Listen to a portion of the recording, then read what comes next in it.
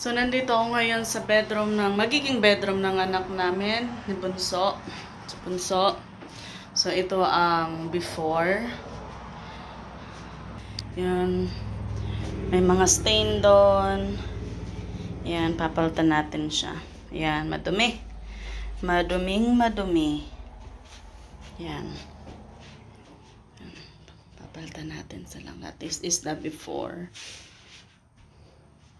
So, ayan na siya. I already removed that one. Yan na. As you can see nga guys, yung tinanggal ko na yung yung carpet kasi nga ayoko talaga ng carpet sa bahay. Ayoko kasi kahit gaano mo ka-vacuum yan, may mga natitirang alikabok dyan, lalo na't may aso kami. Tapos yung mga nila, madumi, ayoko talaga. Kaya yun, nilipat ko yung mga gamit ng mga biyanan ko sa kabilang kwarto, yung kanilang bed, yung kanilang dresser. So, nakapag-decision talaga ako, like, instant. Sabi ko sa asawa ko, nako, this is it na talaga. Kasi, supposed to be, papalitan namin yan mga 5 years ago na. Yun, nabuntis nga ako. Tapos nawalan kami ng time.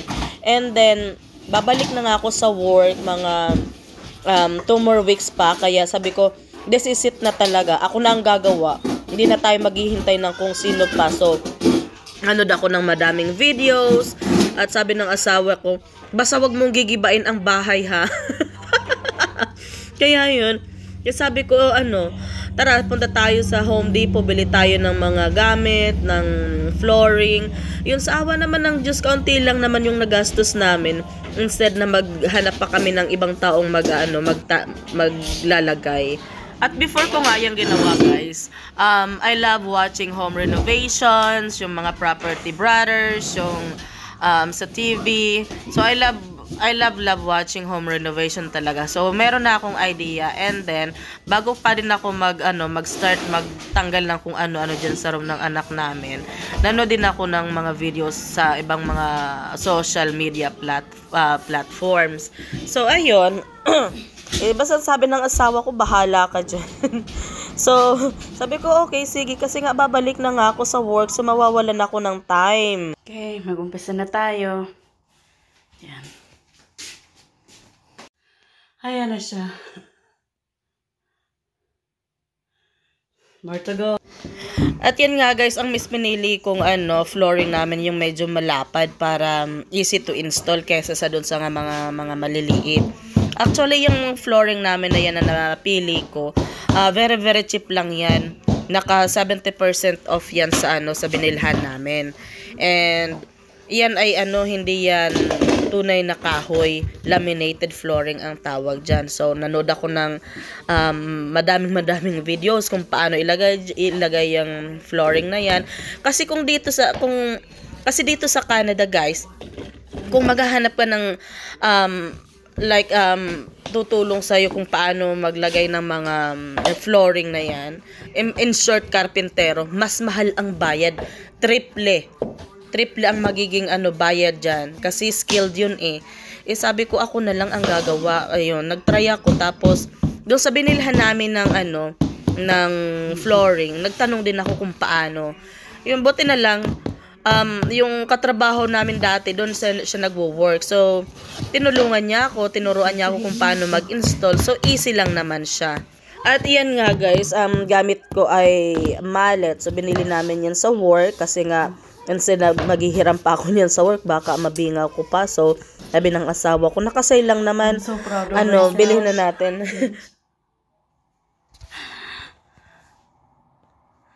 Tadan!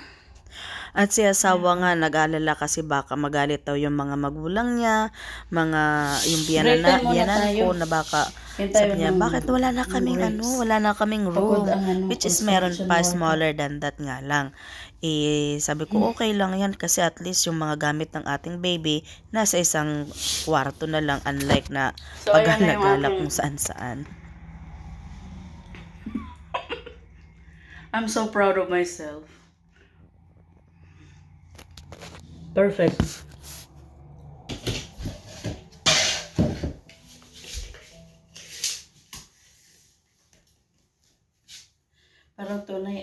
As you can see nga guys, almost done na yung flooring. At sabi, nagrereklamo nga si asawa. Sabi niya, bakit ang putol mo hindi ganyan, ganun. Nag-away pa nga kami dyan eh. Tapos sabi ko naman sa kanya, di ikaw ang gumawa. Ako'y pagod na. Tapos nung kailan na pala malapit na ako matapos yung sabi niya, bakit ganito, ganun. Madami na siyang tanong. Sabi ko, hayaan mo na yan. Remember, first time ko lang siyang gawin. Ganun. At mas pinili ko nga din yung sidings na yan na medyo malapad para yung mga butas-butas na nagawa ko matakpan kasi madami talagang buto pag nagawa. Yung pagkat ko ay maiksi, may mahaba, may maiksi, ganun, hindi pantay-pantay. So, we are decided na yung malapad na lang na sidings ang bilhin namin para nakamakapal din yan. And then yung handsaw, first time kong gamitin yan. Yung very unsafe siguro. Hayaan mo na yan. DIY na nga lang. So, yan guys. Malapit na siyang matapos. And I'm so very proud of myself. Yun. At bago man ako bumalik sa work, pagod na pagod. At yun, sabi ko sa asawa ko, gusto ko pink. Yung very light pink lang na paint. Yun. So, binili namin yan sa work. Tapos ako pa din. Ako lang din ang gumawa ng lahat yan. So, ako ang nag-paint, ako ang nagpili kung anong kulay ng pintura. So, si asawa ko lang talaga, siya ang nag-alaga sa baby namin after ng shift niya. Ako naman, ayan, nagko-construction. Yung mga banyanan ko nga pala guys, hindi sila pumupunta na dito. Kasi baka nasikipan doon sa kabilang room. As you can see guys, ito na yung renovated na room ng baby girl namin. So, iyang kortinang yan galing yan sa Pilipinas. Tapos yung crib naman yan, bigay yan nung aming stepdad ng asawa ko. Yun. Yan yung kanyang finished product. What do you think guys? I'm so proud of myself. Ang ganyan. Tama naman